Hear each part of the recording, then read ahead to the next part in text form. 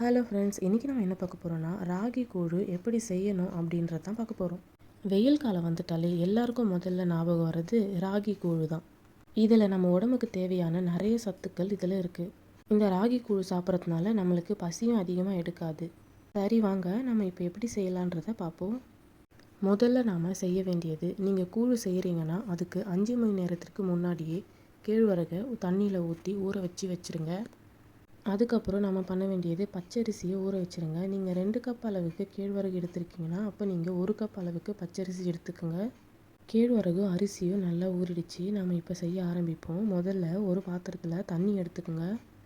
அந்த தண்ணி நல்லா கொதிக்கட்டும். கொதித்ததும் நம்ம ஊறின பச்சரிசியை அதில் சேர்த்துப்போம். பச்சரிசி நல்லா வெந்ததும் நாம் ஊற வச்ச கேழ்வரகு மாவையும் அதில் சேர்த்துப்போம். இதை சேர்த்துட்டு நாம் கொஞ்சமாக தண்ணி ஊற்றி அலசி தேவையான அளவுக்கு ஊற்றிக்கோங்க. இப்போ 2 கப் கேழ்வரகு எடுத்துருக்கீங்க, 1 கப் பச்சரிசி எடுத்துருக்கீங்க. 2 கப் கேழ்வரகுக்கு 4 டம்ளர் தண்ணி, 1 கப் பச்சரிசிக்கு 1 டம்ளர் தண்ணி சேர்த்துக்குங்க.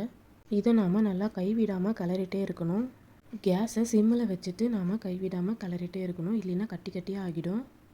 நல்லா இந்த பதத்துக்கு வந்ததும் அடுப்பை நிறுத்திடுங்க. மறுநாள் காலையில் எடுத்து பார்த்தா நல்லா இந்த பதத்துக்கு கட்டியாக இருக்கும். நாம் இது ஒரு பாத்திரத்தில் மாற்றிப்போம். தேவையான அளவுக்கு மட்டும் எடுத்து வச்சுட்டு மீதி எடுத்து வச்சுருங்க. அதுக்கப்புறம் இது கூட கொஞ்சமாக தயிர், கொஞ்சமாக சால்ட்டு போட்டு நல்லா கலக்கிக்கோங்க. நல்லா கையை போட்டு நல்லா கடைஞ்ச மாதிரி பண்ணிக்கோங்க. அதுக்கப்புறம் வெங்காயத்தை தூள் தூளாக நறுக்கி அது மேலே தூவி விட்டுக்குங்க. இதுக்கு ஒரு நல்ல சைடிஷாக மோர் மிளகா வச்சுக்கோங்க.